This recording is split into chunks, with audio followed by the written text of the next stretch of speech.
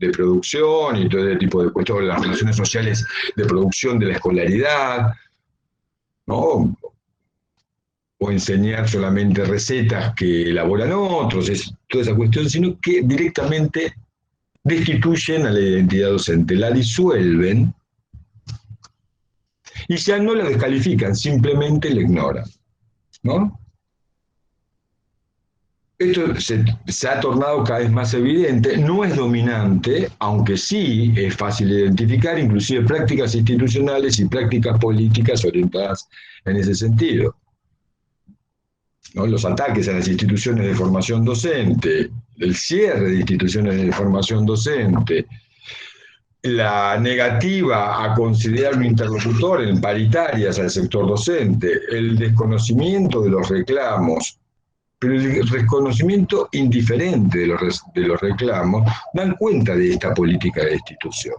Ya no se dice que los docentes hacen esto u otro o lo otro, o deberían hacer esto o lo otro, sino que se piensa, inclusive algunos imaginan, ¿no?, a la escuela como un centro de recursos y a las tareas de la transmisión cultural hasta ahora asignada a la escuela de maestros, no se lo imaginan a través de, bueno, entornos virtuales, ¿no?, software educativo de autoadministración o autoaprendizaje, y coaches educativos o gerentes de currículum o figuras o nuevas denominaciones de sujetos que intervienen en ese campo, pero que tienen una formación, que tienen relaciones laborales flexibilizadas, que son mucho más baratos, que se apuntan a capas profesionales para trabajos transitorios y a capacitaciones episódicas. Hay ya programas de este tipo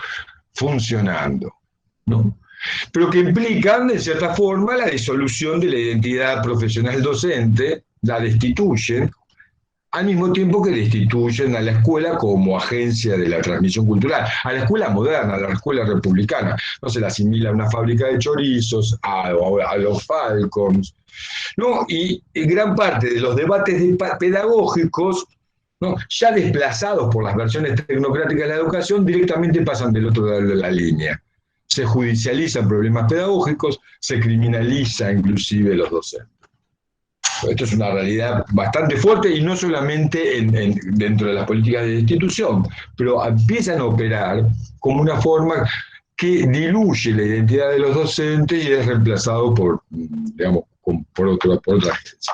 Esto, obviamente, planteado así suena escalofriante, no es tan así, la vida y la lucha es mucho más compleja, pero es posible identificar también la tradición, ¿no?, que se extiende, ¿no?, a la década del 60, ¿no?, cuando aparecieron las máquinas de enseñar y la ilusión, ¿no?, de que sean las máquinas las que le enseñen a los... Una ilusión utópica y un poco ensoñada, entre otras cosas porque no había capacidad técnica para hacer ese reemplazo, ¿no? Era un sueño, una ensoñación. Hoy por hoy ya no suena, o al menos no lo hacen sonar como algo desopilante. Existe esta posibilidad, de hecho en algunos, digamos, otras modalidades de educación, inclusive educación, el homeschooling y cosas por el estilo, están planteando esto, y en los tiempos de pandemia esto se torna más evidente. No, paradojalmente los que soportan este tipo de políticas y de discursos y también de negocios, ¿no?, porque implica también empresas multinacionales de software educativo, empresas que entran así, endoprivatizando sectores importantes de la educación, no es nuevo. Bueno, hay ya experiencias de capacitación docente y de formación que funciona con estos mecanismos. Y finalmente también emergen, muy vinculados a ese movimiento pedagógico, movimientos que plantean políticas de identidad docente o políticas de enunciación de la identidad profesional docente. No tanto dirimen qué debería ser un docente, mucho menos decir que no debe ser, pero más que discutir qué debe ser un docente, políticas y discursos de identidad que pretenden generar condiciones para que los docentes cuenten, narren historicen quiénes vienen siendo y den cuenta de las formas particulares de ser docente, de venir siendo docentes, de hacer escuela, de hacer enseñanza y de hacer, bueno, de educación pública, ¿no? Esto todavía no es tampoco algo nuevo y novedoso en Argentina. En distintos lugares, ¿no?, de América Latina, fundamentalmente, se vienen produciendo muy vinculados a ese movimiento pedagógico que plantea al docente como sujeto de conocimiento, como sujeto de pedagogía, y reivindica la pedagogía como una forma de saber, como la forma de saber, ¿no?, de ese campo profesional, de ese campo de oficio. No se discute tanto qué es lo que un docente viene a hacer, sino se generan las condiciones para que se dé cuenta, se documente narrativamente la singularidad, pero también las dimensiones colectivas de venir siendo docente. Este es el segundo movimiento. Y el tercero, muy sencillo, el lugar que ocupa, digamos, la narrativa pedagógica dentro del campo de la investigación narrativa y autobiográfica. Y de la serie de movimientos, acompañando una serie de movimientos epistemológicos o de giros epistemológicos que redefinen las formas de saber y que ubican a la narrativa pedagógica dentro de coordenadas epistemológicas muy particulares. Yo solamente voy a mencionar algunas, ¿no?, que tienen que ver con lo que Clifford Geertz llamó la reconfiguración del pensamiento social, o lo que algunos otros llaman, como por ejemplo Fernández Cruz en la Universidad de Granada, y algunos otros hablan de movimiento o giro postcualitativo, pero que en realidad tiene que ver con una serie de giros, de virajes del pensamiento social, de la cual participa activamente la narrativa pedagógica, al menos como a mí me interesa pensarla. En primer lugar, el giro lingüístico. Bueno, esto es bastante conocido, ¿no? La imposibilidad de dar cuenta de los hechos sociales, de los hechos humanos, sin la mediación del lenguaje. Digámoslo así. Hay algunas posiciones más extremas que plantean que todo es lenguaje, y otros no, que plantean que es imposible acceder al mundo social, al mundo humano, sin la mediación, sin mediaciones simbólicas. Justamente como parte de este giro lingüístico aparece una especificación, que es el giro hermenéutico o el giro interpretativo, ¿no?, que se distancia de otras formas de entender el giro lingüístico más vinculados al postestructuralismo o el estructuralismo mismo del postestructuralismo, que tiene que ver con esta idea, el giro interpretativo, que la tarea de las ciencias sociales, de las ciencias humanas, no se trata tanto de explicar el mundo social, ¿no?, por ejemplo, con las viejas reglas del método sociológico de Durkheim, sino más bien de considerar a los hechos sociales como realizaciones prácticas mediadas por el lenguaje, y la tarea del investigador como intérprete de las comprensiones e interpretaciones que ponen a jugar los sujetos al habitar el mundo social. Habitar el mundo social implica la producción de símbolos y de mediaciones simbólicas. La tarea de las ciencias sociales, fundamentalmente, ¿no?, de inspiración interpretativa o hermenéutica, es interpretar las interpretaciones que ponen a jugar los sujetos cuando habitan y hacen el mundo, ¿no?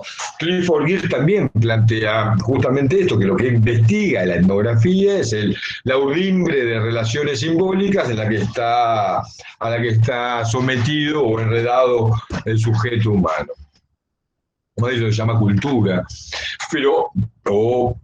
o prácticas culturales. Pero que lo interesante es esta tarea de interpretación, que también, a través de la narrativa, ¿no?, coloca a la interpretación pedagógica de la mano de la interpretación de los relatos.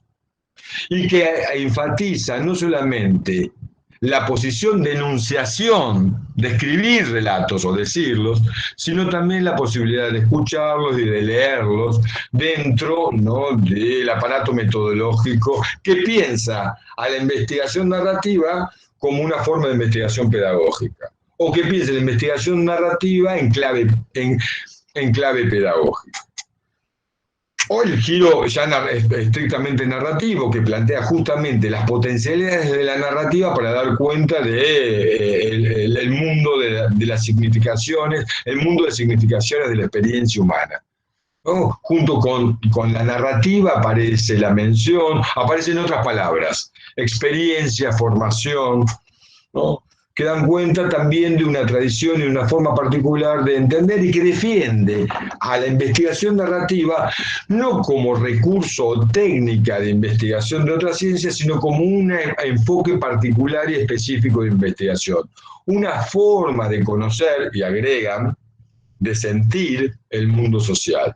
Porque también, ¿no?, acusa el recibo de lo que se llamó el giro afectivo, es decir, muy vinculado al movimiento feminista. Esta idea y al movimiento queer, de decir que las formas dominantes de saber y de ciencia, ¿no?, y su tendencia a la formalización, en la matematización, tiene que ver con relaciones patriarcales, con formas dominantes de denominación que dejan afuera el mundo de la intimidad, el mundo de lo personal, el mundo de la sensibilidad. Son las feministas y el movimiento queer que plantean, ¿no?, este giro afectivo que involucra también a la afectividad en el conocer y en el investigar.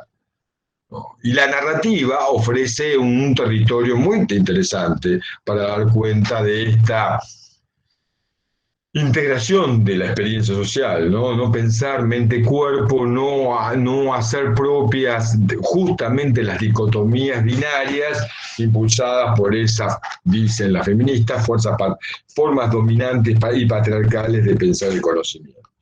Teoría y práctica, cuerpo-mente, inteligencia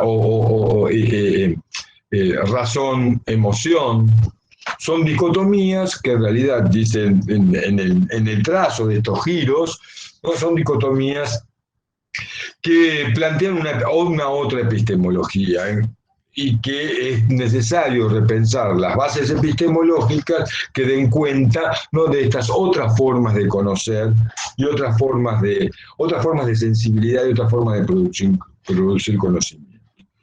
Entonces me parece interesante acusar recibo de todos estos giros, ¿no?, y traer esa discusión también al campo del saber pedagógico, al campo de la pedagogía.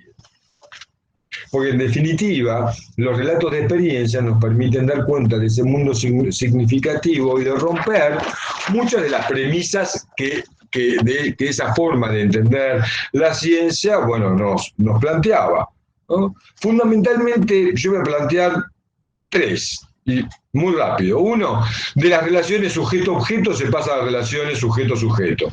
Inclusive en las posiciones más radicalizadas, la relación de conocimiento es entre yo y tú. Lo que prima, por ende, es la participación del sujeto en el campo de la vida social, su compromiso y su implicancia. Y se parte de ahí. Pero, al mismo tiempo, se plantea la necesidad, y acá viene el complejo, el método o lo metodológico, ¿no?, el distanciamiento alineante necesario para generar, ¿no?, una objetivación que permita indagarla, reflexionarla y no confundirnos con nuestra propia experiencia. Esto es fundamental, ¿no?, porque plantea la posibilidad, ¿no?, de definir, y la necesidad de definir criterios metodológicos propios, pero al mismo tiempo respetar estos criterios metodológicos propios y tornarlos públicos.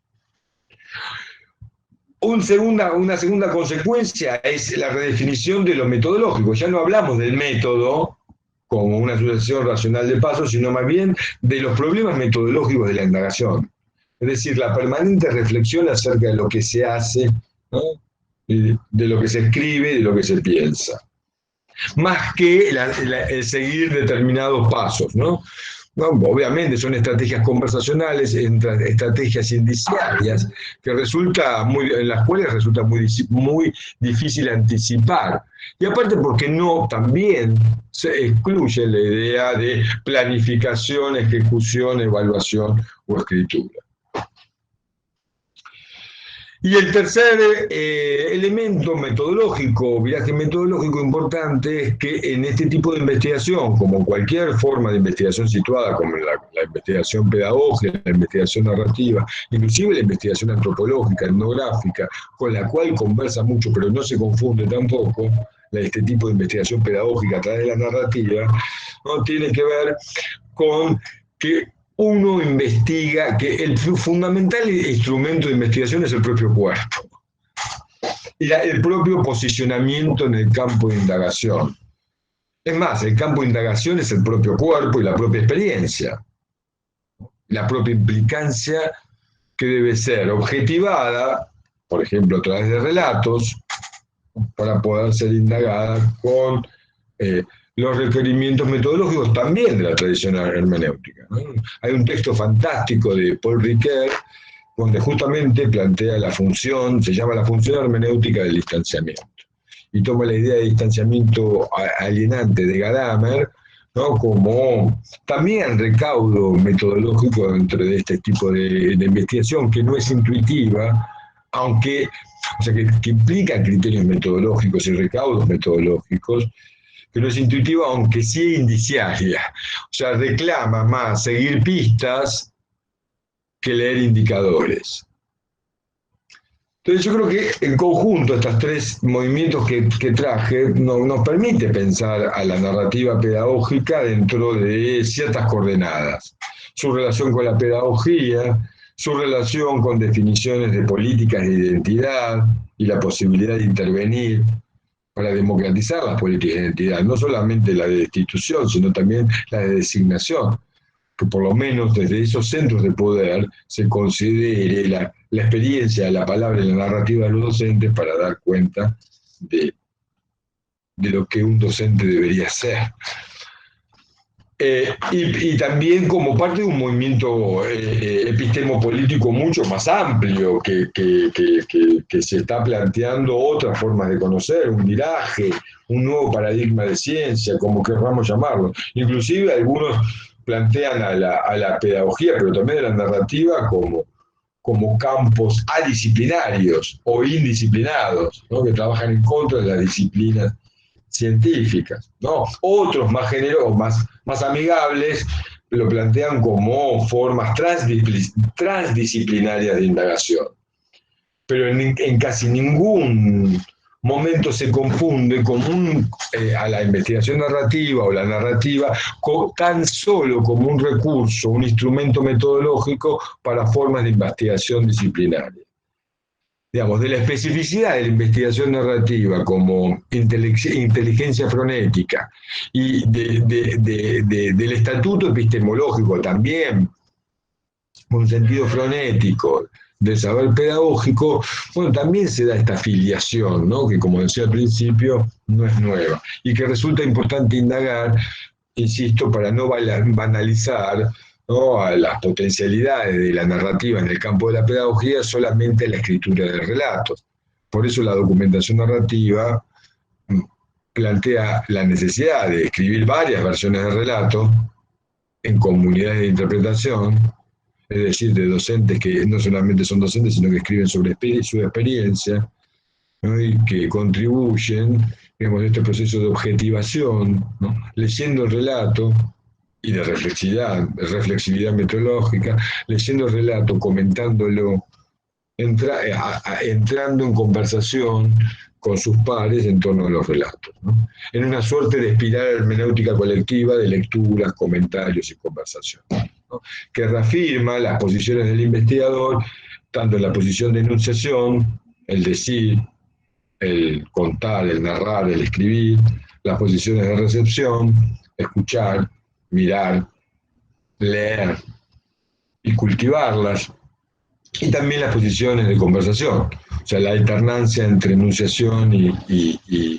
recepción, pero al mismo tiempo asumir, digamos, un poco los riesgos de la conversación que plantea Gadamer, ¿no?, de no salir igual de que cuando uno llegó, ¿no?, por esta actitud de escucha y la disposición de pensar con el otro y de conmover la propia posición. O sea, entrar en conversación presupone necesariamente el reconocimiento del otro, de su radical diferencia, ¿no?, y de también relaciones de igualdad antes de entrar en conversación.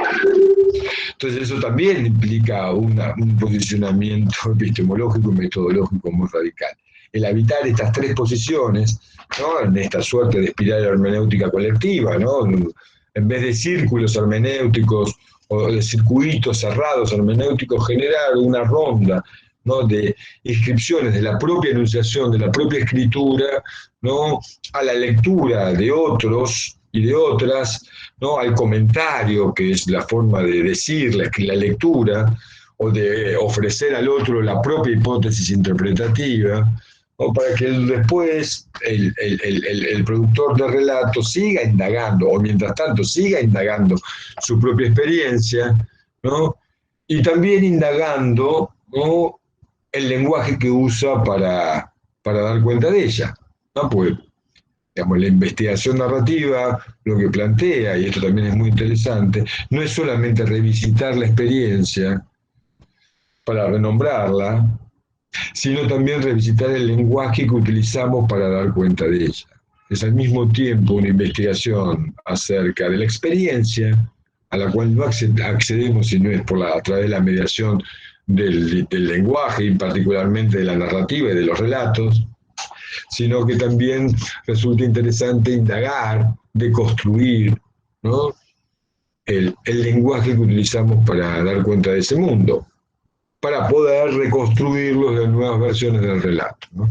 En este movimiento que recomendaba Cleo Sherry Holmes, ¿no?, de combinar deconstrucción con reconstrucción del discurso pedagógico, ¿no? Y en el mismo movimiento intervenir, ¿no?, en el campo pedagógico con el propio discurso, con el propio posicionamiento político pedagógico, y también, ¿no?, llevar adelante una experiencia de indagación, ¿no?, en el campo de la pedagogía.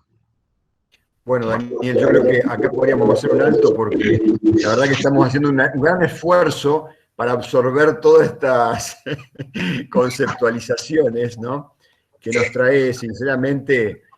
Bueno, vuelvo a agradecer, ¿cierto?, la presencia de directivos de toda la región 14 que están acompañando.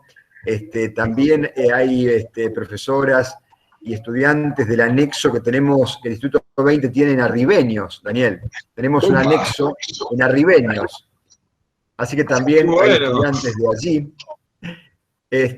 También tenemos, bueno, invitados, personas de Lincoln, que te dije, directivos, estudiantes, profesoras y profesores. Tenemos también a Andrés Bondono, que es el CIPE del instituto, el coordinador institucional de políticas estudiantiles. Bueno, está la regente, también está la vicedirectora, y todo un equipo apoyando para poder hacer esto, que nos ha superado un poco, ¿no? Porque estamos en más de 90, casi 100 personas acá en el Meet, en el Meet gratuito, ¿cierto? No tenemos, somos pobres. No, está bien. Pero bueno, en YouTube va un poco con delay, pero bueno, la gente se sumó acá y yo creo que, bueno, en estas articulaciones que vos estás planteando, lo que nos interesaba a nosotros justamente, ¿no? Tensionar un poco estas relaciones o articulaciones entre narrativas, formación docente e investigación, ¿cierto? Y allí, bueno, vos planteaste un poco del movimiento histórico. Yo no lo presenté a Daniel porque ustedes lo conocen, ¿no? Pero ven que es una persona, yo si tengo que decir algo de él, tendría que decir que es una persona apasionada, ¿cierto? Un profesor, un intelectual apasionado por lo que hace y que tantos años, más de 20 años trabajando estos temas, y cómo a mí me ha sorprendido gratamente, ¿no? Cómo has actualizado, por decirlo de alguna forma, epistemológicamente el encuadre, ¿no?, de estas narrativas que no son solamente una metodología, una herramienta, indudablemente, sino que se trata de un posicionamiento político, pedagógico, ¿cierto?, de construcción de las identidades narrativas. Somos identidades narradas. De tal forma que esto no es si lo usamos para una cosa, si lo usamos para otra.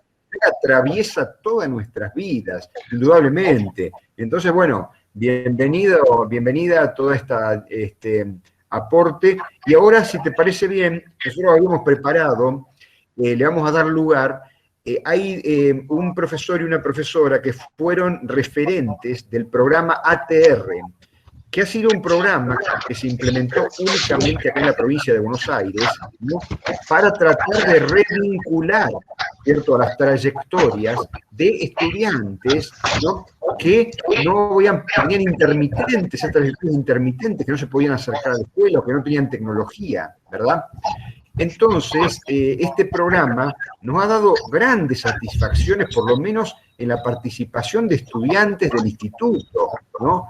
Es algo extraordinario. Entonces nosotros queríamos compartirte a vos 2 testimonios, o no sé, que prepararon allí unas estudiantes, para que vos también nos des tu mirada, ¿cierto?, acerca de lo que ha sido esto, ¿no? Como distintas maneras de tratar de salir a reponer estas nuevas dimensiones del espacio y del tiempo que se han, ¿cierto?, colapsado, ¿no? Entonces la escuela ha perdido cuerpo y ha tenido que ganar el cuerpo a partir del cuerpo, por ejemplo, de las estudiantes que han ido nosotros hablábamos, ¿cierto?, con los directivos, decíamos, qué locura, ¿cómo van a mandar a las estudiantes al terreno? Pero después empezamos a conversar y empezamos a ver que era posible. Y bueno, acá está el testimonio de las estudiantes. Así que le doy la palabra a Marianela Opermín y a Mario Barzola, que han sido los referentes de ese programa, y ellos van a presentar a las estudiantes, a ver si pueden contarnos un poquito cómo fue eso. Bueno, un gusto, Daniel, poder compartir este espacio con vos. Bueno, yo brevemente voy a sumar a lo que dijo Marcelo y para, junto con Mario, presentar a las 3 estudiantes que van a contar brevemente la experiencia. Con todo esto que planteó Daniel, me parece que hay mucho insumo para poder trabajar. Lo primero que pensé, coincido con vos, Marcelo, en esto del cuerpo como instrumento de investigación, ¿sí? Porque ellas fueron al campo y nosotros hablábamos de una práctica contextualizada. Y en esa práctica contextualizada, que era uno de los objetivos del programa, también resignificar la enseñanza como práctica social.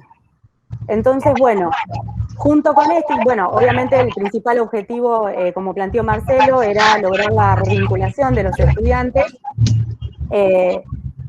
Las y los estudiantes del instituto, ¿me escucho? No sé si ustedes me escuchan con ruido. Yo te escucho perfecto. Igual voy a apagar el micrófono para escuchar. Pensé que era mi ruido de fondo que siempre hay, producto de la virtualidad también.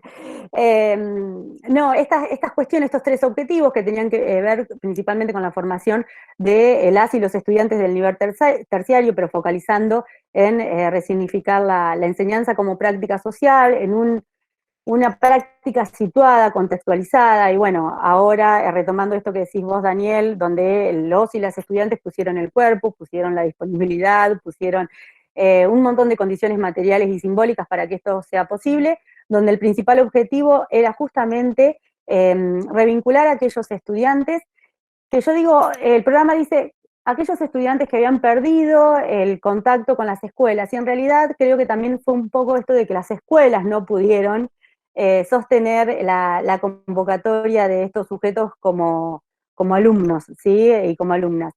Eso por un lado. Por otro lado, cuento brevemente y ya le doy la palabra a Mario. Nosotros trabajamos como profesores referentes de estas estudiantes y estos estudiantes que fueron a los hogares en representación de la escuela, a los hogares de las y los estudiantes, y nuestro trabajo fue básicamente hacer un acompañamiento frente a las dificultades que se les presentaban, las dudas, las inquietudes, las incertidumbres, que eran muchísimas, y me parece que la importancia, porque después les pidieron a las estudiantes que hicieran relatos de esa experiencia, me parece que tiene que ver con esto, de la posibilidad de construir un saber, porque la pandemia, al, digamos, irrumpir en el escenario, bueno, en todos los escenarios, pero en el escenario educativo, y romper un montón de premisas, también dio la posibilidad de construir nuevos saberes. De hecho, todo lo que fuimos recibiendo se fue construyendo sobre la experiencia de las escuelas, ¿sí? Es decir, hubo que refundar ese saber. Y me parece que esta experiencia que han tenido las estudiantes y los estudiantes por medio del programa de ATR realmente brinda muchos insumos para poder generar nuevos saberes, y saberes que, yo digo, quedan, digamos, han venido para instalarse, ¿sí? Y que deberían ser el puntapié para revisitar y modificar mucho de esto que vos dijiste, Daniel, del formato de la escuela, y que hoy por hoy se siente, digamos, como también la puja esto de poder recuperar, ¿sí?, estos formatos que realmente es cuestión de debate, ¿no es cierto?, si es necesario seguir sosteniéndolo o no, ¿no? Pero bueno, es una cuestión a seguir trabajando. Le doy la palabra a Mario, así después presentamos a las estudiantes. Bueno, buenas tardes, Daniel, profesores, alumnos, colegas. En realidad, bueno, también coincido y agradecerte este recorrido que hiciste, muy interesante. La verdad que es muy interesante y coincido en cada uno de tus aportes en relación, ¿no?, a lo que permite esa narrativa y en ese proceso, ¿no?, de investigación, acción y de teoría práctica que tienen que ir inexorablemente de la mano. Incluso mientras te escuchaba, nosotros el año pasado con Marcelo trabajamos en un espacio institucional, un desarrollo profesional docente e investigación educativa, así que me hubiese venido como anillo al dedo para cerrar ese seminario que trabajamos el año pasado, y unas alumnas me decían por privado: Mario, esto lo vimos con vos y con el año pasado, así que la verdad que más que agradecido por tu aporte. Como para no irme del tema, comentarte que nosotros en lo que fue la ATR trabajamos conjuntamente con Andrés, que está presente, que nos ayudó a coordinar, con Marcelo como directivo, que nos acompañó y nos apuntó en todo momento, con Marianela desde el ámbito de Junín y yo en el anexo. El anexo de Ribeños, digamos, está localizado, perdón, en el distrito de General Arenales, y tiene un radio, digamos, de varias localidades importantes, ¿no? Ribeño, Ascensión, Arenales, Teodolina, Ferré. Y bueno, la verdad que hubo un espectro geográfico muy importante y muy heterogéneo a cubrir. Y así que bueno, al principio fue con más incertidumbres que certezas, pero la verdad que se pudieron lograr los objetivos, y en esa narrativa, en ese ida y vuelta, en ese conglomerado de experiencias de los y las ATR que trabajaron, pudimos como retomar esa información, analizarla y en función a eso poder reconstruir y tomar, ¿no?, tanto las fortalezas como las debilidades y las oportunidades y las amenazas para poder enriquecer el trabajo y el rol. Así que bueno, simplemente eso, gracias por tu aporte, muy interesante, y bueno, ahora como Heredela vamos a dar un minutito a los que estuvieron en acción, en el campo, y contar su experiencia. Bien, a ver, estaba Valentina Conde, es una de las estudiantes de acá del Instituto 20. Perfecto. Bueno, le damos la palabra a Valentina. Bueno, hola a todos y a todas. ¿Se escucha bien? Bueno, yo soy Valentina Conde, estudio en el Instituto 20 de Junín, la carrera del Profesorado de Educación Especial en Orientación Discapacidad Intelectual. Estoy en cuarto año, y en cuanto a lo que es mi experiencia ATR, me tocó en la ciudad de Los Toldos, con 4 alumnos de nivel primario, en mi caso de segundo siglo. Para destacar mi experiencia personal, 3 de esos alumnos que me tocaron eran hermanos de distintos años, así que principalmente decir que con un patio, 4 sillas y una mesa, pude, no sé, lograr lo más cercano que tuve a un aula y a una situación de enseñanza y aprendizaje, con nada más que eso. Porque como sabemos bien, en tercero no tuve las prácticas presenciales. Bueno, yo estuve realizando escritos, pude destacar 3 aspectos importantes que me parece importante compartirlos con ustedes. Un aspecto tiene que ver con lo que es lo pedagógico, otro aspecto tiene que ver con lo que son las condiciones materiales y simbólicas en el aprendizaje, y por último con lo que es el poder del lenguaje. En cuanto a lo que es lo pedagógico, se pudo ver cómo los alumnos protagonizaron los aprendizajes, que fue lo más satisfactorio. Además, se pudo escuchar cómo el acompañamiento pudo ser, en mi caso, por ejemplo, tenía un alumno que lo acompañó una mamá de un amigo, por esta razón, una red que se sostuvo de la manera que se pudo en este tiempo de incertidumbre, y por otra parte, cómo también se transversalizó lo que es lo emocional y lo experiencial en el contenido escolar. Tuve una alumna la cual me decía siempre que estaba cansada, que manifestaba problemas de familiares, y en una actividad, por ejemplo, de poner un sentimiento, puso el de tristeza. En cuanto a lo que es las condiciones materiales y simbólicas para el aprendizaje, pude destacar lo que es el deseo de los alumnos, el entusiasmo por este acompañamiento ATR, las familias, las cuales nos preguntaban, también el sentimiento de temor que tenían por algo que era desconocido, los momentos de charla, y poder destacar en este momento el valor simbólico sobre la base de, como dije antes, unas sillas, unas mesas y un patio en el que no necesitamos nada más para generar esta situación de enseñanza y aprendizaje. Y por último, el aspecto que destaqué fue el poder del lenguaje.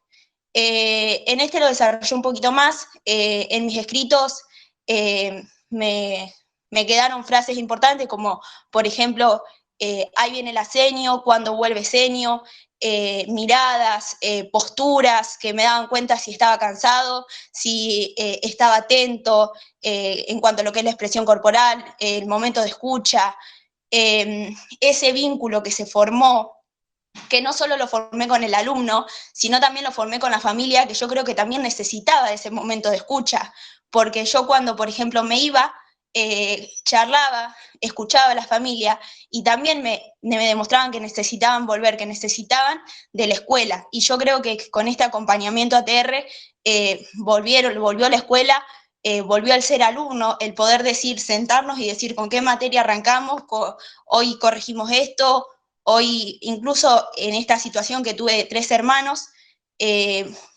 por ejemplo, yo le estaba explicando una situación a un alumno y el otro me preguntaba una duda que tenía, y fue una situación donde se vio la necesidad de que estos alumnos necesitaban de la escuela, y yo creo que con el acompañamiento ATR pudimos llegar, desde que, y lo dimensioné, desde que llegaba hasta que me decían, ahí vino la seño, hasta que acomodábamos la mesa, yo los ayudaba a acomodar la mesa, nos íbamos a un lugarcito donde había sombra, donde venía el más ansioso y sacaba todas las fotocopias y las ponía en la mesa y me las mostraba, hasta que me iba y hasta me daban un ramo de flores que cortaban en la casa, y desde ahí dimensioné que la escuela llegó gracias a este acompañamiento ATR y la importancia que tiene. Y para finalizar, de mi experiencia personal, yo cuando lo fui a conocer a estos alumnos, me fui a presentar con un asistente social que era la de esa escuela, y les pude regalar un lápiz con un turrón y le puse una frase que era, los invito a, te regalo este lápiz para que comencemos a escribir juntos. Cuando volví yo, ahí acordamos el día de que nos íbamos a reunir, vi que los 4 alumnos, sin que yo les diga nada, sacaron ese lápiz. Entonces ese fue mi punto de partida para yo darme cuenta del compromiso que tenían esos alumnos conmigo y las ganas de aprender y la importancia que tuvo este acompañamiento ATR, no solo para ellos, sino también para mí, que en este caso estaba en un tercero de mi carrera y sin una práctica presencial. Así que disfruté un montón este acompañamiento, y creo que los 4 alumnos que me tocó trabajar también. Así que fue una experiencia hermosa que me encantaría volver a repetir. Gracias, Valentina.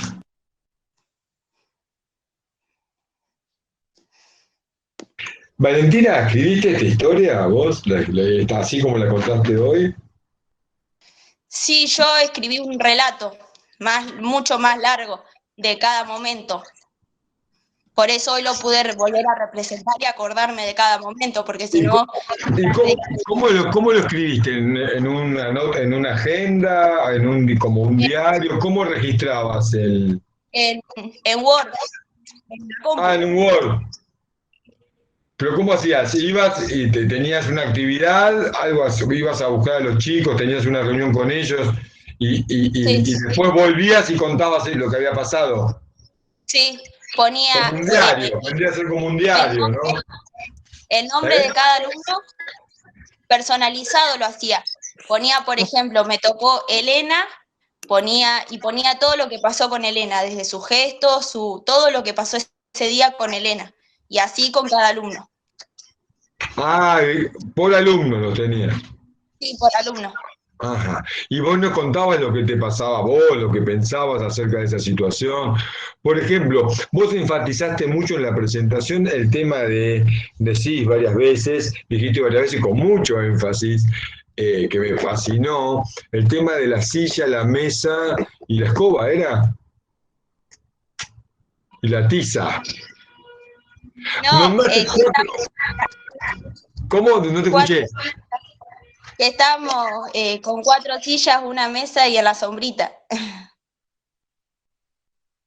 Porque eso sería muy interesante que cuentes, que te detengas a contar qué pasaba ahí, ¿no? Cómo conseguiste las sillas, cómo lograste sentarte. Un poco para contar esta historia de cómo hacer escuela sin escuela, ¿no? Está muy bueno. ¿Saben una cosa, no? Que no están tan solos en la provincia, o sea, no es solamente la provincia de Buenos Aires la que está llevando adelante un programa de este tipo. La provincia de Salta también está haciendo algo parecido, de revinculación, ellos lo llaman red de revinculación pedagógica, y también con estudiantes de tercer y cuarto año de institutos de formación docente que estaban urgidos por sus prácticas presenciales, hicieron de necesidad virtud y hicieron un programa muy parecido al de ustedes. Es más, tu relato, Valentina, me hace acordar a uno que me leyó un estudiante, ¿no? Que es más, ni siquiera tenía sillas, tenía un banquito. Él lo llamaba el banquito revinculador, ¿no? Y es como una especie de personaje en su historia que es genial, porque no se reunía siempre en el mismo lugar. Unas veces en la plaza, la sombrita, imagínate, en Salta, al rayo del sol, a la hora escolar es fuerte, la sombrita, pero también en otros lugares.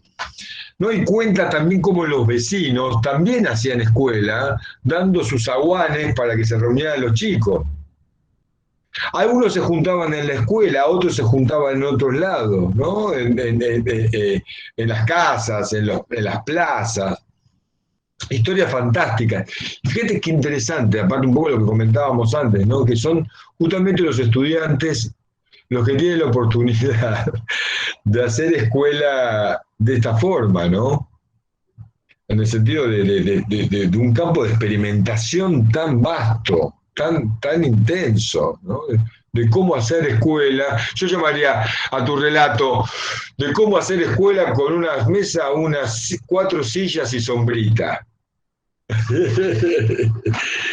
Pero muy bueno.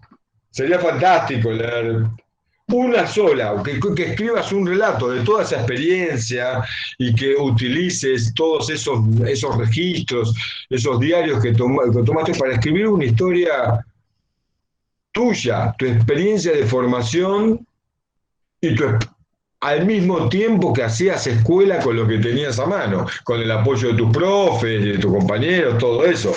Pero ahí en la sombrita estaba sola. ¿No? Y contar esa historia, yo creo que como decía un poco cuando estábamos en mi charla, ¿no? Y después también retomado un poco por Marcelo, esta idea, ¿no? De que, bueno, de que ahí se están cifrando saberes nuevos, saberes pedagógicos, ¿no? Marianela, vos también lo comentabas, saberes pedagógicos que ni los pedagogos conocemos, ¿no? Y que necesitamos esos relatos, todos, para poder conversar en torno de ellos y ver qué podemos decir, ¿no? También para orientar políticas, para orientar cuestiones, porque esto también viene a desmitificar varias cuestiones, ¿no? Inclusive dentro de la pedagogía de la formación. ¿no? Y que fue posible también en esta horrorosa oportunidad pandémica, ¿no? Porque en otras circunstancias yo no sé si hubiera habido habilitaciones de este tipo, como prácticas de formación en casas de alumnos, o en patios, o en escuelas abiertas, o en sombritas, ¿no? Y eso me parece que hay que tomar nota, que ahí justamente uno de los aportes de la narrativa es documentar lo que no está documentado, es mostrar lo que no se conoce, ¿no? Y acá Valentina nos contó algo absolutamente nuevo y al mismo tiempo me parece que vale la pena, Valentina, que lo sigas escribiendo, que lo sigas indagando, ¿no? Pero tu propia experiencia como estudiante en formación, como futura maestra, ¿no? ¿Qué aprendiste de ahí? ¿Cuáles fueron las dificultades? También que nos cuentes qué cosas te costaron más, qué cosas definitivamente no te salieron y cuáles sí, qué sospechás, por qué te salió una y no te salió la otra, en fin. Un poco este es el fundamento de la indagación narrativa que comentaba antes, ¿no? A partir de esos relatos que escribió Valentina, ella puede armar un relato de experiencia en donde contar y enseñarnos cómo fue su experiencia de formación. Y al mismo tiempo que hace eso, ¿no? Indagar, producir un saber basado en esa experiencia, en el saber de hecho esa experiencia, pero que al mismo tiempo bueno, fue leído por otros, fue repensado, revisitado, ¿no? Mm, tomado un poco de distancia. Ahora, cuando Valentina seguramente venía contando la historia, su historia, seguramente se le habrá ocurrido decir cosas que antes no se les había ocurrido, que tal vez se las cayó o no las dijo, bueno, todo eso, o dijo cosas que no tenía previstas antes. Bueno, eso forma también parte de esta indagación, ¿no? Gracias, Valentina. Gracias, Valentina. Gracias, Daniel, por tus aportes. Sinceramente, muy conmovido y veo que se está cumpliendo un poco de los objetivos que teníamos en esta charla, que era justamente, ¿cierto?, poder orientar y ver cómo esta producción de saberes de los estudiantes no están vinculadas solamente a una aprobación de un examen, ¿cierto?, o la acreditación de los saberes, sino que estos saberes se ponen a rodar de otra manera, ¿no? Podríamos decir más libre, donde, y ahí surge la creatividad, la imaginación, y vemos lo que produce. Tal vez nosotros los docentes nos estamos interrogando mucho acerca de la evaluación, que siempre ha sido como el gran cuco, ¿cierto?, para decirlo de alguna forma, de todo proyecto innovador. Porque siempre, cuando alguien presenta un proyecto innovador, nunca falta un aguafiesta que diga, ¿y esto cómo se evalúa? Y entonces se pincha el globo porque todo lo pensamos nosotros dentro de la formación de formadores, ¿cierto? Entonces las iniciativas parecen extraordinarias, pero luego, bueno, ¿y esto cómo lo evaluamos? Parece que todo tenemos que meterlo dentro de ciertos moldes y no nos permitimos. Y esto rompió esos moldes, indudablemente, rompió, y bueno, estamos Bueno, generando... pero se evaluó, Marcelo, se evaluó. Pues, a ver, yo defiendo la idea de la evaluación no como tan solo como acreditación, como vos decías, de acreditar saberes, aprendizaje, que es una responsabilidad que nos cuesta, pero que ahora nos cuesta, antes no le costaba nada a los profesores, pero que ahora nos cuesta, pero que tenemos que hacer y está bien que lo hagamos, ¿no? Porque, a ver, yo soy un defensor fervoroso de la coformación o de la formación entre pares, pero en la formación inicial sería desaprovechar todo el saber que tenemos los profes, ¿no? O sea, ahí estoy de acuerdo con que haya una heteroformación, una formación de alguien más experimentado que sabe más con alguien que es nuevo y que empieza. No más allá de que provoquemos experiencias significativas, pero es nuestra responsabilidad, por decirlo de alguna forma. Ahora, eso no quita de que también estos procesos entren en otros procesos de evaluación. O si ustedes quieren, de puesta en valor, que también evaluar. Evaluar es valorar, es poner en valor algo. ¿Y saben que en la lingüística valor es sinónimo de significado? Entonces, tal vez evaluar sea poner, discutir sobre el significado de la experiencia, también, a través de los relatos, lo que nos muestran los relatos. Yo creo que Valentina evalúa su experiencia, porque le da valor, le otorga valor, le da significado, la configura como una trama y encuentra el sentido pedagógico de esa experiencia. Lo que tiene que hacer, me parece a mí, Valentina, es seguir indagando esa experiencia, a partir de los relatos que escribió. Y me parece que la mejor manera es juntarse con otros que hayan estado con el mismo lío, no solamente de la revinculación, sino de contarlo por escrito, a través del relato. Es un doble lío. El lío de la revinculación y de haber vivido esa experiencia, inclusive cuando las experiencias son fuertes, como la que manifiesta Valentina, uno sale medio atontado de la experiencia, en el sentido de que está muy sacudido por la experiencia. La implicancia es tan fuerte que uno necesita ese distanciamiento para poder pensarla, para poder indagarlo, porque está muy impregnado. A ver, dicho de otra forma, es imprescindible que para contar la experiencia uno esté impregnado en ella. Ahora, también es imposible dar cuenta de esa experiencia, resignificarla, indagarla, si uno no toma distancia de ella. Los relatos nos permiten eso. Y nos permiten, por eso esta recomendación de Valentina que se junte con otros, que nos permite al intercambiar y leernos, es que nuestras hipótesis interpretativas del mundo, en este caso de la experiencia de revinculación, bueno, la pensemos de vuelta, indaguemos un poco más, revisitemos la experiencia para encontrar otras pistas, cosas que nos olvidamos, cosas que nos indagamos.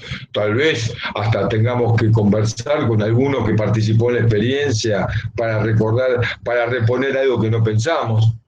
Y ahí ya acudimos a material documental, dicho en términos técnicos, ¿no? A documentos de la experiencia. O también considerar las narrativas de Valentina como documentos personales de una indagación narrativa, o sea, como documentos que ella misma lee para informar su interpretación de segundo nivel, la interpretación de interpretaciones que trataba de comentar antes, para localizarse en esa lógica, exactamente, releer para reescribir, pero releer y conversar acerca de las relecturas. Para mí, esto es, por ejemplo, a mí pero no leerlo, analizar. Por ejemplo, cuando el énfasis de Valentina por describir la materialidad de su experiencia, sombra, 4 sillas, ¿no? Y el énfasis que puso, a mí me hizo acordar muchísimo lo que habla Fernando Bárcena acerca de las biografías del aula y la importancia de dar cuenta de las materialidades que hacen al mundo de la enseñanza. Ahí ya tengo una pista de decir, tal vez describiendo, haciendo esas biografías del aula, él se llama biografías del aula, pero bueno, haciendo esas descripciones de esa situación nueva, que nos cuente un poquitito más cómo se sentó, si los pibes se quedaban sentados, que nos cuente qué pasó ahí. Nosotros vamos a entrar a esa, no solamente ya va a explorar una prosa de profesora, una entonación, una forma de habitar la enunciación, la escritura, el decir, me refiero a Valentina, sino que va a tener la oportunidad también de confrontar su propia interpretación con la de otros. En una manera, una forma, dicho técnicamente, una forma de triangulación, documentos escritos en el momento, diario, el propio recuerdo y la propia indagación, la lectura de la versión del relato en estado borrador, como hipótesis interpretativa, y después de esa ronda de lectura y de conversación, volver a indagar, tal vez se acuerde de cosas que anotó y que no las tiene presentes, tal vez algún chico sacó alguna foto, o ella misma sacó alguna foto con el celular. Se puede recomendar hacer lo que hacen los brasileños, yo lo aprendí hace poco, que llaman inventario, que es sentarse, recomponer la línea del tiempo y reconstruir todo el material documental disponible. para informar la reescritura del relato con más material. No, no solo acudir a la memoria, que está bueno, es un instrumento fundamental, pero hay memoria materializada, documentada. Entonces, esa también nos ayuda. Entonces, Valentina, ya estás en un proceso de indagación de tu propia experiencia, no solamente la experiencia de revinculación, sino tu experiencia de formación. Y eso me parece un ejercicio de autoformación, y si lo haces con tus pares, con tus colegas, con tus compañeros, con tus compañeros, ahí ya entras en una dinámica también de coformación que es muy interesante. Y si se siguen juntando y descubren que les encanta escribir relatos de experiencia y indagar la experiencia educativa como parte de su formación profesional, y se siguen juntando, bueno, ahí también estaría llevando adelante lo que a mí me gusta llamar como conformación. O sea, de pensar la formación no solamente como heteroformación, como capacitación, como formación que viene a suplir los déficits de competencias o de conocimiento. Lo que hacemos en la universidad, en los institutos de formación docente, ¿no? Decimos, bueno, estos chicos, estas cosas no las saben, se las enseñamos. Eso es básicamente heteroformación. Tal vez lo que no hacemos y estamos aprendiendo a hacer ahora, al menos yo lo estoy aprendiendo a hacer, es tomándomelo en serio esto, decir, bueno, ¿por qué no pensar también que este estudiante, a partir de la escritura de su propia experiencia, se autoforme por el proceso de reflexión que lleva cualquier proceso de escritura?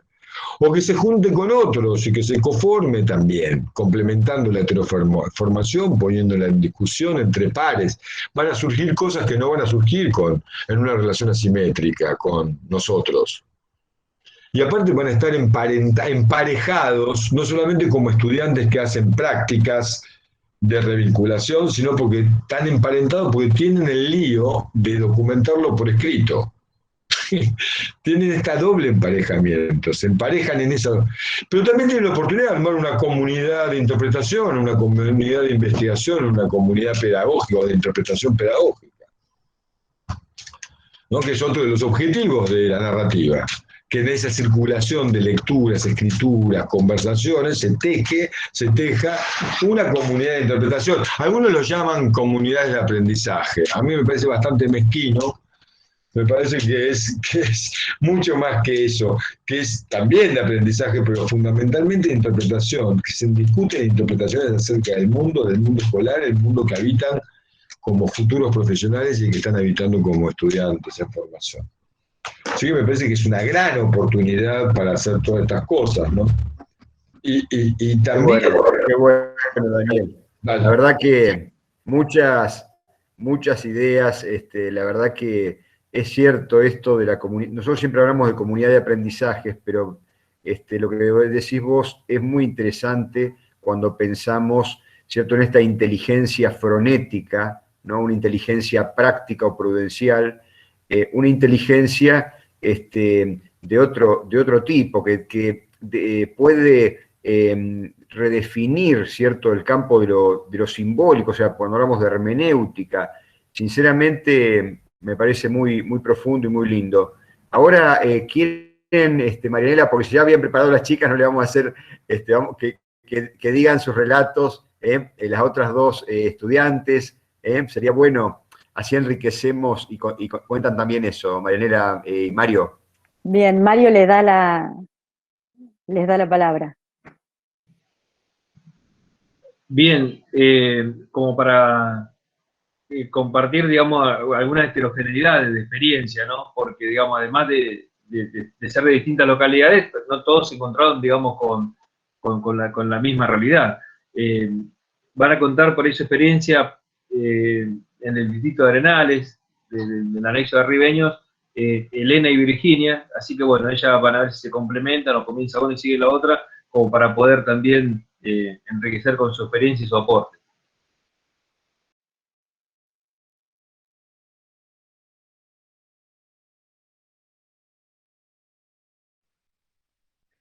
Hola, ¿qué tal? ¿Se escucha? Sí, Elena, adelante, perfecto. ¿Qué tal? Bueno, Daniel, la verdad que un gusto escucharlo. Cuando lo escuchaba hablar me sentí muy identificada con todo lo que usted contaba respecto a lo que pasa y lo que está pasando hoy en día con la educación. Mi nombre es Elena Lucero, soy de General Arenales, estoy en cuarto año de profesorado en educación primaria, estudio en el Instituto 20 anexo a Ribeños. Tengo, bueno, mi profesor Mario Barzola, ya es el cuarto año que nos acompaña, por suerte. Bueno, y nuestro director Marcelo Ferraris, y hay muchas de mis compañeras, y creo que también está Romina, que es nuestra secretaria. Y bueno, no sé si me olvido de alguien más, pero bueno, un gran equipo que nos hemos acompañado a hacer un lugar tan pequeño este último tiempo por la virtualidad. Una gran familia, por suerte. Bueno, acá en General Arenales es un pueblo chico, somos 6.000 habitantes.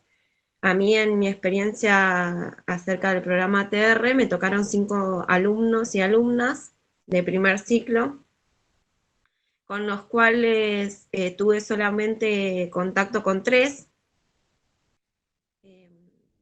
El grupo de mis alumnos está hasta el momento bastante atravesado por una realidad social de vulnerabilidad. Bueno, usted en una parte hablaba sobre que se plantea un tipo de educación o de un poco también medio heteropatriarcal, o un montón de cuestiones. A mí me han tocado familias con una sola mamá, digamos monoparental, una sola madre a cargo de una familia, y pude rescatar un montón de cosas, no tanto como para forjar mi trayectoria profesional, sino mi trayectoria como ser humano, más que nada. En otra reunión que hemos tenido y hemos planteado el tema del programa TR, una de mis profesoras siempre nos decía que es necesario, digamos, educar para crear las posibilidades para la producción o construcción de la misma para con los alumnos. Y es una realidad que la descubrí trabajando en el terreno con los alumnos.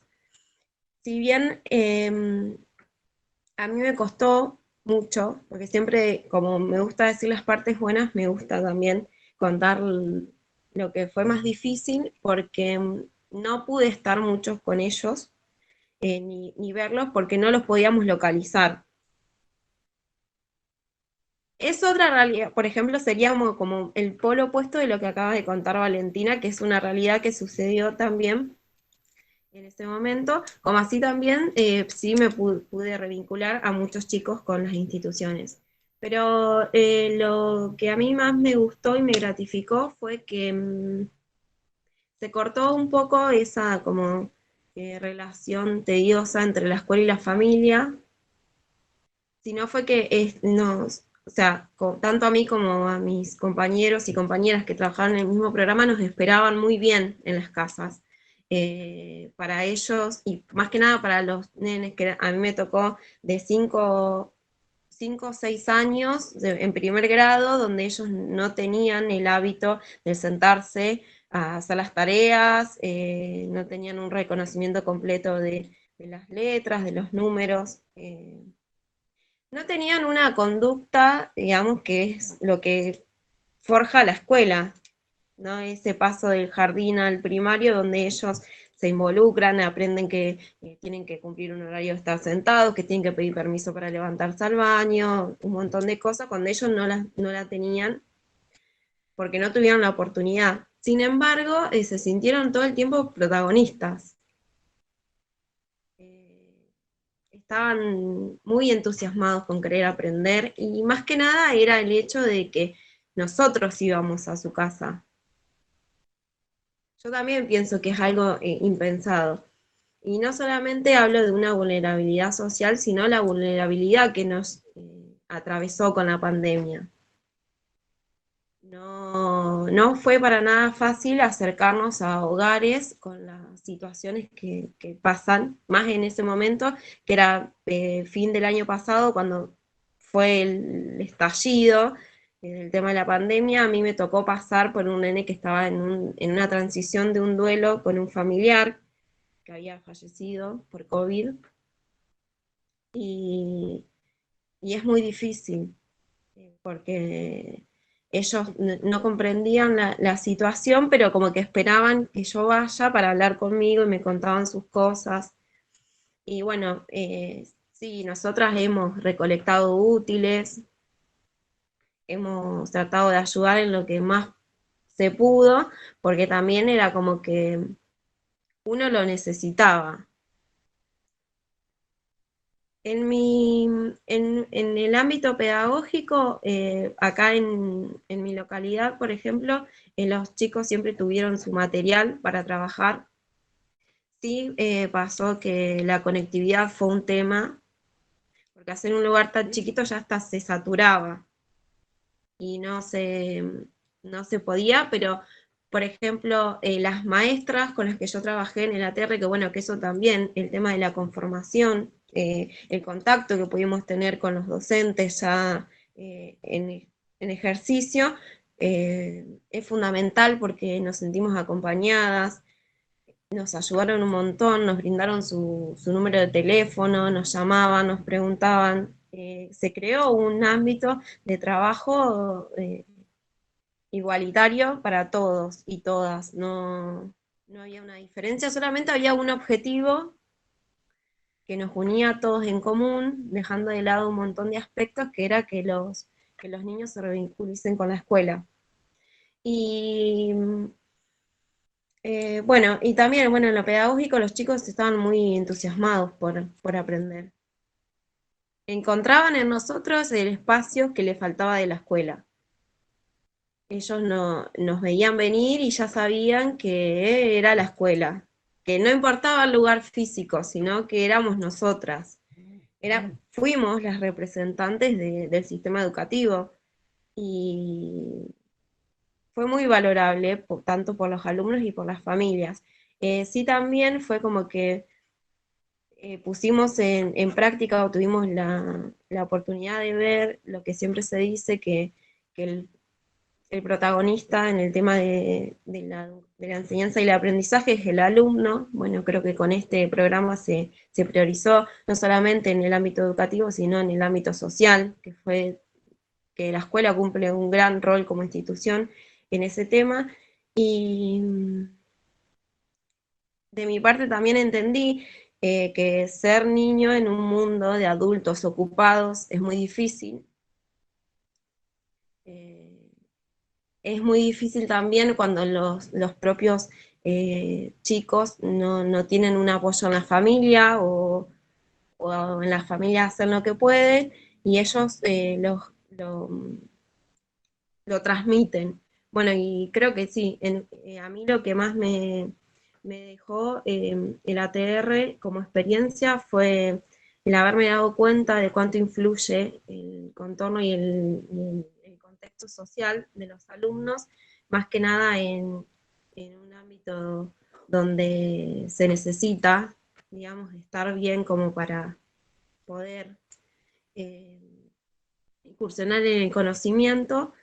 Y nada, la verdad que fue una experiencia sumamente positiva. Me encantó el hecho de poder estar en contacto con los docentes, poder compartir cosas, situaciones con mis compañeras, con los profesores. A mí me tocó, bueno, en la escuela número 1, tuve contacto con la directora de la escuela todo el tiempo, y fue una experiencia muy gratificante, tanto como pensándome como docente, pensándome como estudiante y pensándome como ser humano.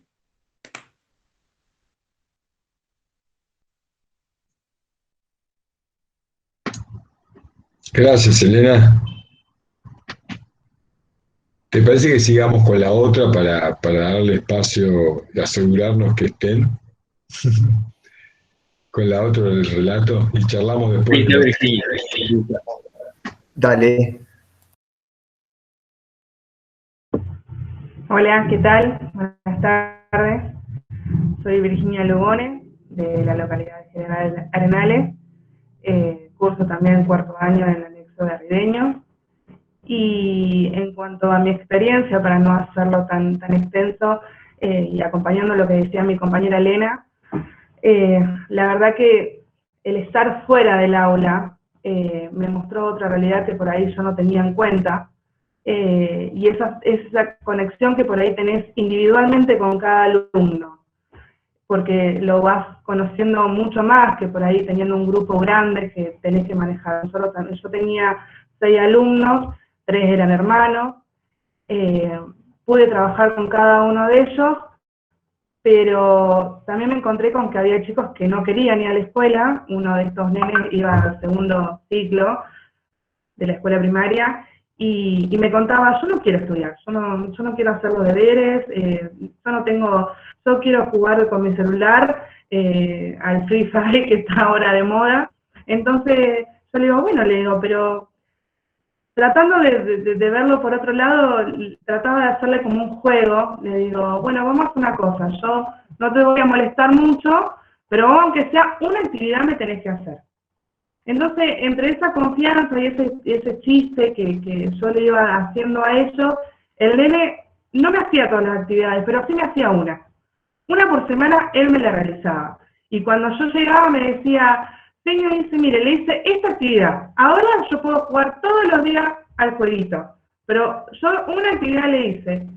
Entonces, eso es, para mí es lo que mejor me quedó, digamos, en cuanto a la conexión que había con ese alumno, y con los alumnos también, porque con qué poquito uno hace la diferencia, y el compañerismo que hubo en el grupo fue muy grande. Me acuerdo de un caso de que había una nena que me dijo que no tenía útiles. Me dijo la mamá, me dice, mi nena no está haciendo las cosas porque no tiene útiles. Y ahí nomás mandé un mensaje al grupo que nosotros teníamos con todos los compañeros que íbamos de acá, y les puse, le digo, tengo esta situación, me pasa esto, y entre todos juntamos y le llevamos los útiles escolares. Y la felicidad de ese nene por tener un cuaderno y por tener un lápiz es inexplicable. Y creo que eso resume todo, que más allá de la diferencia, más allá de la pandemia, más allá de todo, los nenes son felices con tan poco y son tan felices con el apoyo que uno mismo le da día a día.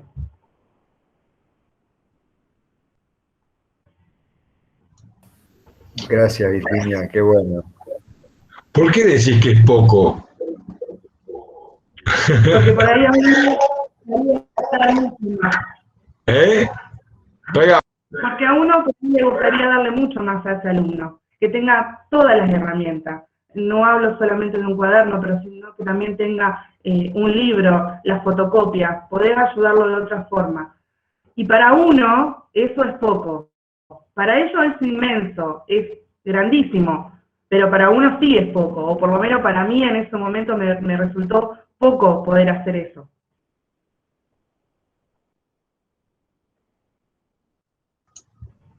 Gracias. De nada. Dos cosas que noto en los dos relatos, ¿no? Wow, en los dos comentarios, y que a mí también me pasó, si me permiten que les cuente, ¿no? Como profesor en la universidad, de que tal vez la pandemia fue la oportunidad para darnos cuenta no solamente de las cosas nuevas que hacemos ahora, sino de las cosas que no hacíamos antes.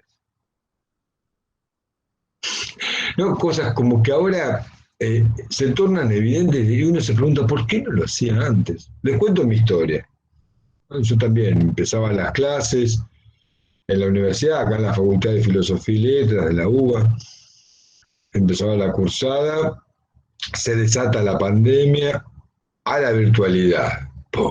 No teníamos ninguna experiencia y empezamos a pensar en dispositivos y una materia de segundo año que participan más o menos, es distinto en los institutos, ahí participan más o menos unos 60, 70 estudiantes que tienen distintas instancias, tienen trabajo con unos profesores, somos un equipo de profesores, ¿no? Está el profesor titular, el adjunto, el jefe de trabajo. O sea, tengo un equipo también muy jerarquizado, ¿no? Una jerarquía que nosotros también tratamos de romper, pero que bueno, está un poco instalada estructuralmente en la universidad, en el sentido de que uno accede a esos cargos y al mismo tiempo tiene destinado un tipo de tareas en función del cargo que ocupa. Bueno, pero no importa, no voy a entrar en ese detalle, lo importante es que justamente en ocasión de esta disposición virtual de los contenidos de la materia, no fue una virtualización de una materia, se nos ocurrió armar un foro. El campus lo tenemos hace, no sé, 10 años, 12 años, que gran parte de la materia se dirime por el campus, ¿no? Sin embargo, más como reservorio de materiales que como un ámbito de interacción, ¿no? Por la hiperpresencia del aula, cosa que yo valoro muchísimo, ¿no? Ese encuentro. Pero, en ocasión de comenzar la materia sin tener la convicción de que nos íbamos a encontrar todos, dijimos, bueno, busquemos un lugar donde sí nos podamos encontrar todos y donde todos nos presentemos. Abrimos un foro de presentación, lo habilité yo como titular de la materia, después los colaboradores, docentes de la materia y después los estudiantes. Lo escribieron todos, ¿no? Los 60 y pico estudiantes. Y descubrimos cosas maravillosas, leyendo las presentaciones, descubrimos cosas maravillosas de nuestros estudiantes que no sabíamos. Cosas increíbles de experiencias pedagógicas, experiencias humanas, gustos, ¿no? Hobbies, entretenimientos, confesiones. También les pedimos que pusieran alguna música, un poema.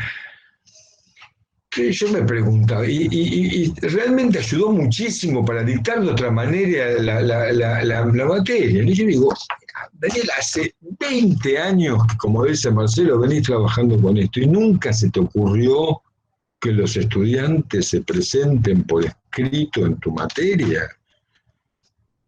Vos venís hablando de las narrativas autobiográficas hace 20 años, tratando de convencerlo a Marcelo allá por el año 2003, 2004, a otro por otro lado, peleándola, y no se me ocurrió hacer lo que en pandemia me pareció natural, que es preguntarle a los estudiantes quiénes son y decirles quién soy, que vivo en Saavedra, que me gusta pasear mi perra, contarles alguna cosa de mi vida que encontré significativa para presentarme y decirle quién era y qué onda quería darle a la materia, y ellos tener la oportunidad de contarme a mí y a los otros, a los pares, quiénes eran. Un dispositivo así de sencillo, tan sencillo como una mesa, 4 sillas y una sombrita. Tan sencillo como eso, de un tipo que viene laburando con eso. Pues si vos me decís que lo hizo, qué sé yo, alguien que no tiene nada que ver con la narrativa, o que piensa inclusive que las narrativas autobiográficas no sirven para nada, bueno, decís, pero los militantes de la narrativa pedagógica no se les había ocurrido, y en mi equipo trabaja Paula Dávila, Agustina Agnani, toda gente que se doctoró, viene con estos temas. Entonces, ¿a qué voy? Porque tal vez la pandemia es una horrible oportunidad, no solamente para pensar qué cosas inventamos para hacer escuela, cómo juntamos voluntad, emoción, pasión, una mesa, 4 sillas y una sombra y a 4 pibes o a 4 pibas, ¿no? Y no podemos, y podemos pensar que detrás de esa reconstrucción, y lo que hace que eso funcione, es saber pedagógico, que antes no teníamos. Y que a partir de la narración, bueno, lo podemos indagar. no solamente aprendimos a hacer eso, a hacer el foro, sino también nos permitió darnos cuenta de que antes no lo hacíamos, de que antes nos decían ciertas formas, o teníamos naturalizado una serie de cuestiones, yo digo, esos metarrelatos acerca del tiempo, el espacio, por lo menos, el tiempo, el espacio y la sociabilidad del encuentro con el otro, tan formateado, fíjense qué interesante, que no sabíamos quiénes eran, no teníamos ningún dato de su biografía, porque presuponíamos que la presencia, falazmente, que la presencialidad garantizaba ese conocimiento. A mí me parece tan asombroso, ¿no?, como las 4 sillas, la mesa y la sombra, o ese regalito, ¿no?, de Virginia, ¿no?, o esa búsqueda, ¿no?, de esa entrega, ¿no? Pequeños gestos que adquieren valor pedagógico a partir de que son reconstruidos y son narrados como epifanías, como momentos críticos. ¿Qué van a decir? Le digo a Marcelo esto, a ustedes esto, y digo, ¿cómo no se te ocurrió armar un foro? No se me había ocurrido, y solo narrándolo, contándoselo a otros, sorprendiéndome frente a eso, y teniendo la experiencia, bueno, ahora espero incorporarlo siempre, pero también la oportunidad de aprender de lo que no hacíamos en la prepandemia, no solamente aprender lo que hacemos, ¿no? Utilizar también en estos nuevos relatos, en esta narrativa, tratar de encontrar desnaturalizado aquello que nos parecía tan natural y tan habitual, ¿no? Bueno, no sé. Eso es lo que me da de pensar, lo que me dio de pensar inmediatamente los 2 relatos, ¿no?, de Elena y de Virginia. Elena también dijo, yo noté, Elena dijo, ser niño en un mundo de ocupados es difícil. También sí, darnos cuenta de eso, porque siempre ha sido difícil cuando no te dan bolilla, que sos niño, sos niña, papá, mamá, dame, y ¿no? Ser niño en un mundo de ocupados es difícil. Darse cuenta porque vivirlo, ¿no? Vivirlo como lo vivió Elena. Así que bueno, sí, yo quería abrir también la posibilidad de que tanto los directivos, los estudiantes, las profesoras, profesores puedan hacer alguna pregunta, comentario. Ya nos queda poco tiempo porque habíamos previsto ya haber terminado, pero si alguien quiere hacer un comentario, alguna... Hay gente, hay estudiantes, yo creo, de toda la provincia, porque nosotros hemos propuesto esto en un grupo que tenemos de directores de toda la provincia, que también es algo desopilante, porque nunca había ocurrido, tener un grupo, ¿cierto?, de WhatsApp de todos los directores de la provincia y las directoras. Es una maravilla, es una maravilla, sí, realmente lo felicito. Eso, Daniel, si se guarda ese registro, ahí hay para escribir muchos libros. Pero es un poco Marcelo lo que yo hablaba antes. ¿Por qué no se les ocurrió hacerlo antes? ¿Cómo no se les ocurrió hacerlo antes? A mí me pasó eso con el foro, digamos. ¿Cómo no se...?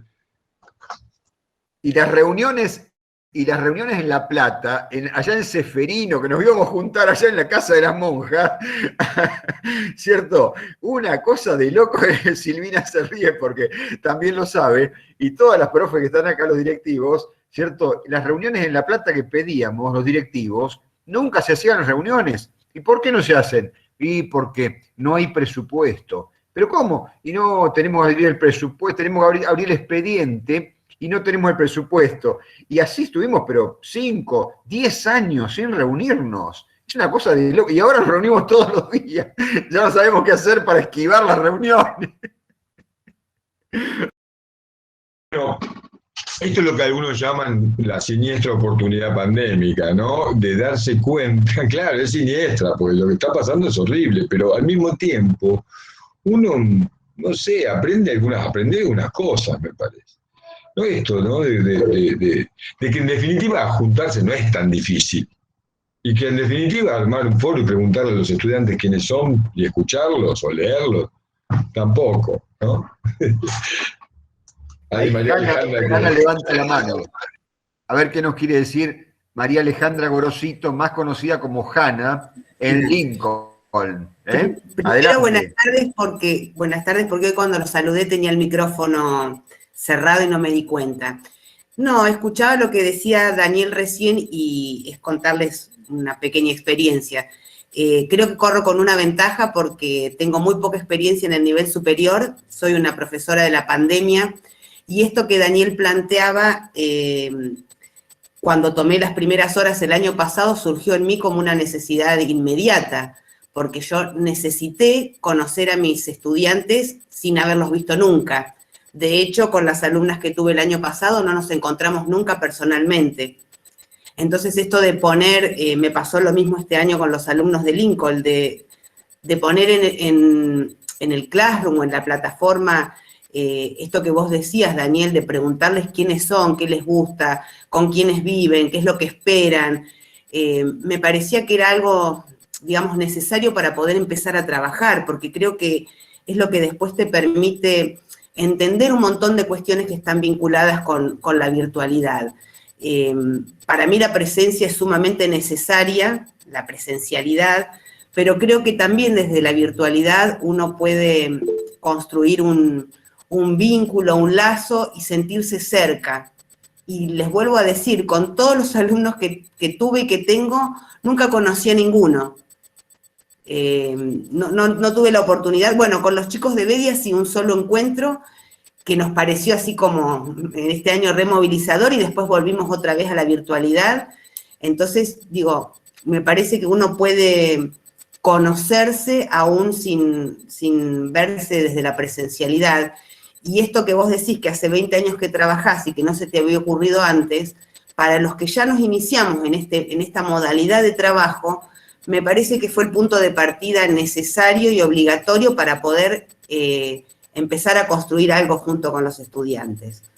De hecho, acá estoy viendo alumnas de Lincoln y en realidad hoy yo estoy con mis alumnos de Bedia, porque bueno, estamos interesados en esta experiencia de construir alguna narrativa pedagógica y nos pareció re oportuna la invitación, así que bueno, acá estamos para aprender un poco más, pero creo que más allá de todo lo que significa esta situación de pandemia, creo que deja como algunas cuestiones positivas que vamos a tener que seguir sosteniendo aun cuando volvamos a las instituciones.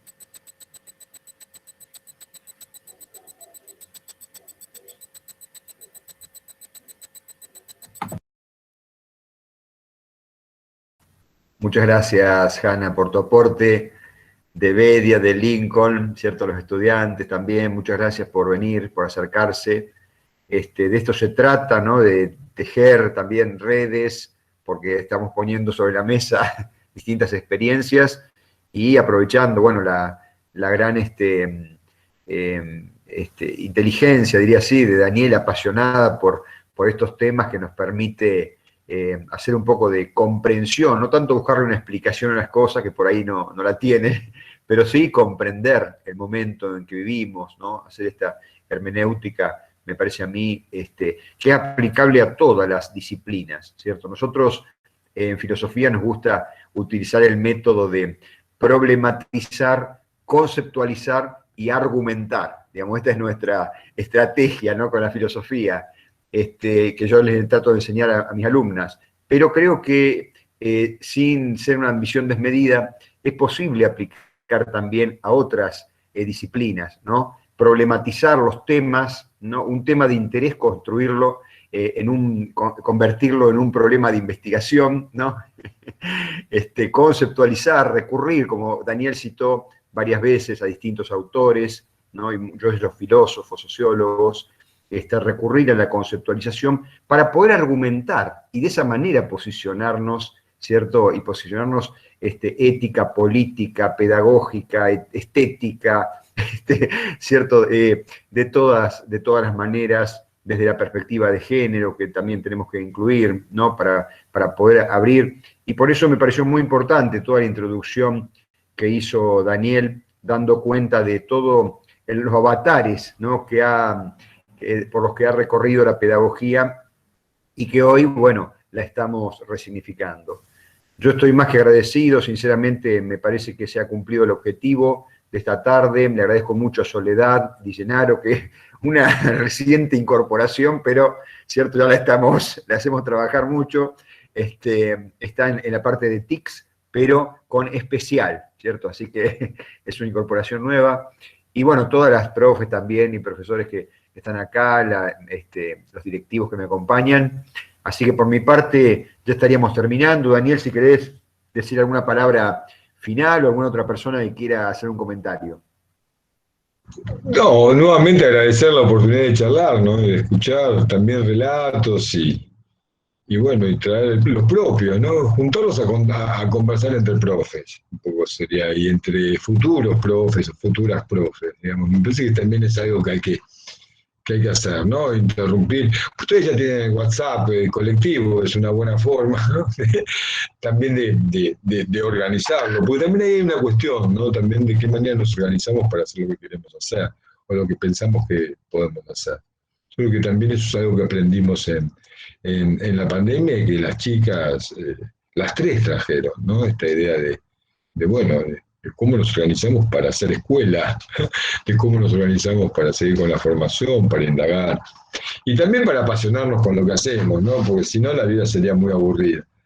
Entonces me parece fundamental, si uno tiene que trabajar tanto y aparte tratar de buscar, de apasionarse con lo que uno hace, tenemos la posibilidad de tener un oficio, una profesión muy parecida a los artesanos, al artesanato, por ende también la posibilidad de ponernos orgullosos de nuestras obras y de nuestro saber. Así que, y me parece que el encuentro entre artesanos es muy saludable, ¿no? Para que ese saber circule, la palabra circule y podamos pensar mejor.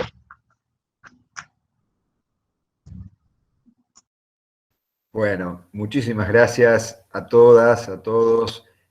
Para mí también ha sido muy lindo. La verdad que nos superó un poco la cantidad de gente, pero bueno, bienvenidos, bienvenidas, para seguir reflexionando, pensando juntas y juntos, y aprovechar, ¿cierto?, esta dinámica de que nos ha puesto la pandemia, esta dinámica tan grande de compartir, de ser solidarias y solidarios para, como decía Daniel, poner sobre la mesa, una mesa de colegas y también que todos estamos aprendiendo, ¿no? Todos estamos formándonos constantemente. Así que, bueno, les agradezco a todas y a todos, ¿eh? Así que Daniel, más que agradecido, la verdad que verte hacía mucho que no te veía, pero bueno, te agradezco muchísimo. Enseguida, rápidamente respondiste generosamente a mi pedido y bueno, y todos se sumaron. Así que gracias, de verdad.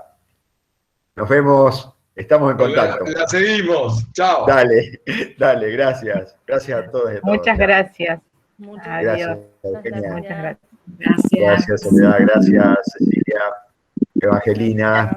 Gracias. Chao a todas. Chao, Marcelo. Chao, chicas. Chao. Adiós. Muchas gracias por venir. Gracias. Gracias, Mayra. Lila, a todos. Chao, gente. Karina, un montón de Adiós, chicas. muchas gracias por la propuesta. Bueno, gracias, Lucía. Muchas gracias a vos por venir. Gisela, gracias por estar. Jorge de León, me olvidé de decir, desde los controles, sufriendo con el YouTube. Pobre, con las preceptoras allá en el instituto. Bueno, Gracias, ¿qué va a hacer? Marcelo. Bueno, gracias a vos, Graciela. Gracias por venir. Gracias. Chao, gente. Nos vemos.